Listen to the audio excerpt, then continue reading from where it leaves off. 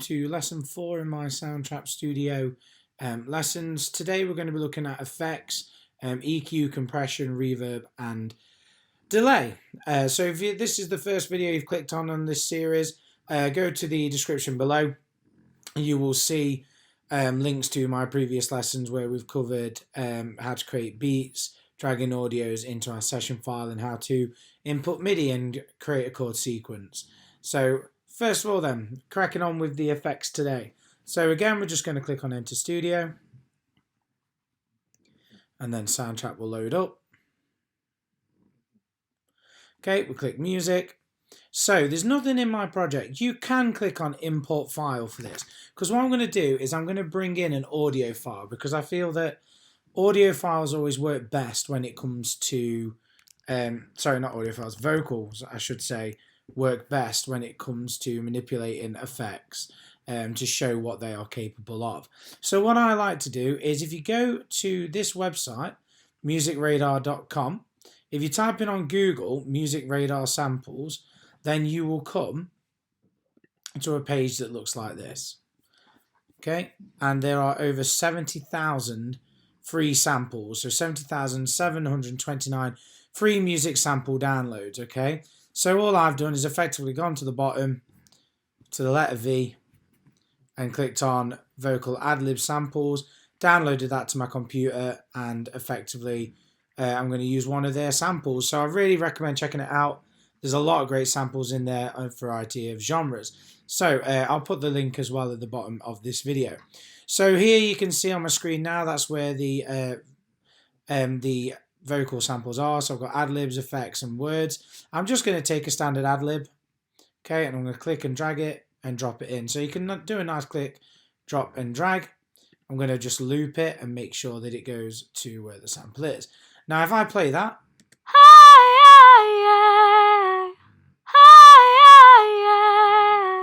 okay, perfect, so it's it. What I'm going to do is, a nice thing that Soundtrap does is if you change the tempo, so I'm going to change the tempo to 80 and click confirm.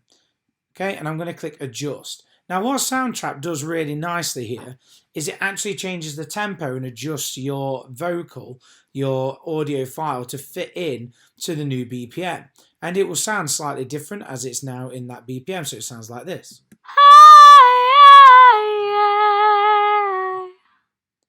As you can hear,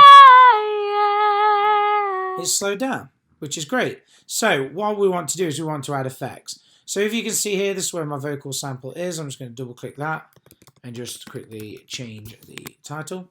If I click here on this icon that's to the left of record, it will bring up the effects chain here. So it says here at the bottom, add effect. So the first one we're going to look at is EQ. So EQ, you've got equalizer here. There's also the parametric EQ, but we're going to just look at a standard equalizer. So just to explain what this is, for those of you that are not sure, effectively when we listen to music, we hear music through frequencies. So it's kind of similar to a piano. If you ever see a piano, if you go more to the left of a piano, the deeper the sound is, or the pitch is deeper, and then the higher you go, to the right, sorry, the higher the pitch is. Same kind of thing here with an equalizer, although instead of it being in pitch, it's the actual frequency of sound. So just a side thought here, you will probably have noticed if you have a dog that there are whistles that we have for dogs, and they can hear the high-pitched whistle and they are supposed to come back to us. Doesn't always work, but that's the idea.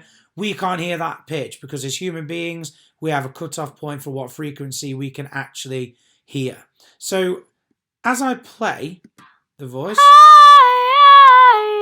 if I raise, so her voice is around a mid to high pitch, okay?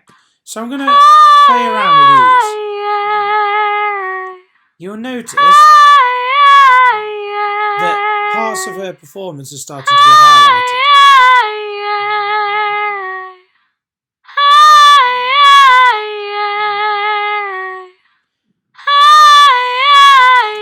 So now if I take them all the way down, you'll notice that actually now her voice, we've kind of lost that high pitch. She sounds very muffled. So the idea really with EQ is if you've got a mix of a song, say it's in this vocal sample was in a dance song, you might think, well, there's a lot of high-pitched instruments here and we're not quite hearing the vocalist.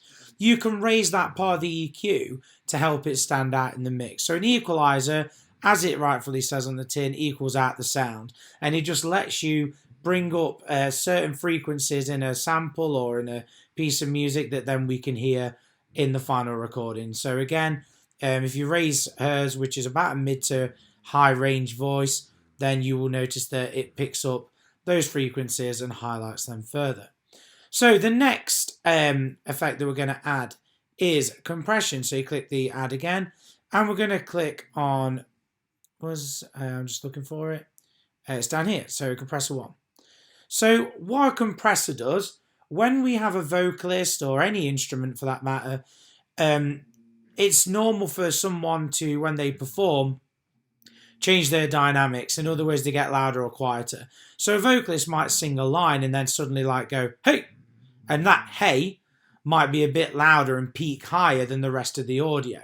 Okay, a compressor is the idea that you are compressing that sound down so it's actually at the same level. So you're not taking away the fact that they're shouting hey, but you're making sure it's at the same volume, as the rest of the audio. So if I play with just the compressor on, if I increase the compression,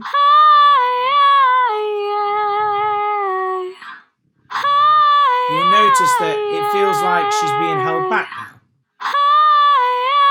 If you look at the volume at the bottom left, it changed.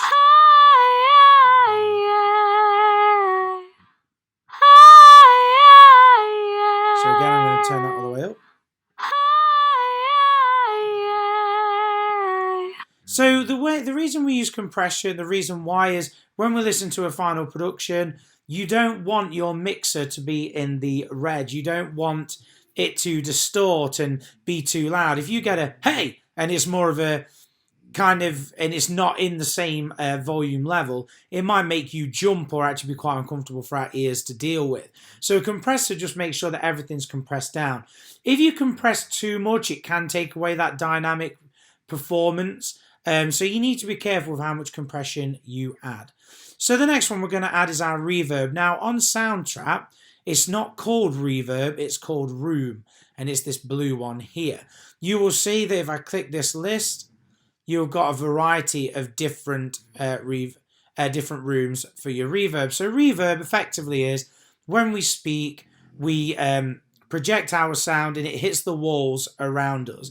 Depending on the space, depends how big our reverb is. If I was talking to you in a church, the reverb would be far greater than if I was talking to you one-to-one in a small space, okay? So if I play this audio, I'm going to use a big plate just to really make it obvious. So now,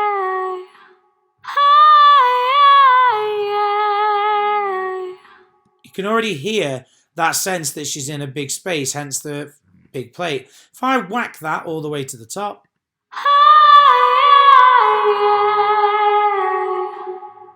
sounds like now we're going into the realms of dance music.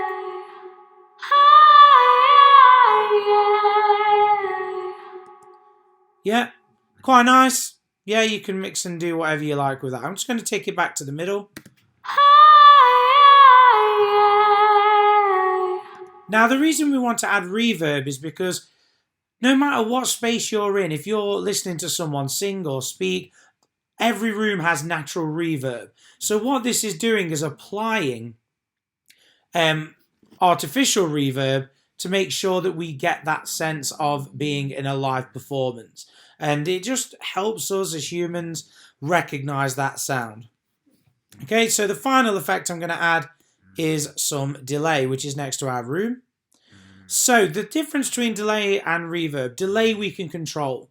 We can delay the voice and we can make it so that the word hey might actually still be lingering and carry on for another 4 beats. So you'll notice that there's time and mix. If you whack the mix right to the top, that means you want the delay to be as fully intense as it possibly can be. If you put the time all the way to the top, that means you want it to carry on for longer periods of time. So I'm going to take this loop here and just extend it out to the end of 4. And you will see that once the audio has finished, we should get a sense of delay. So here we go.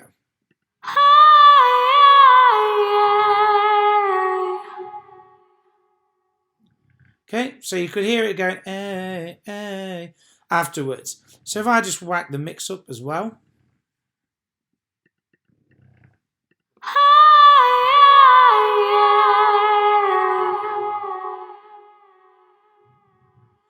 Okay, that lasted even longer because you'll have noticed that as the audio is still playing, we start to get some delay coming through.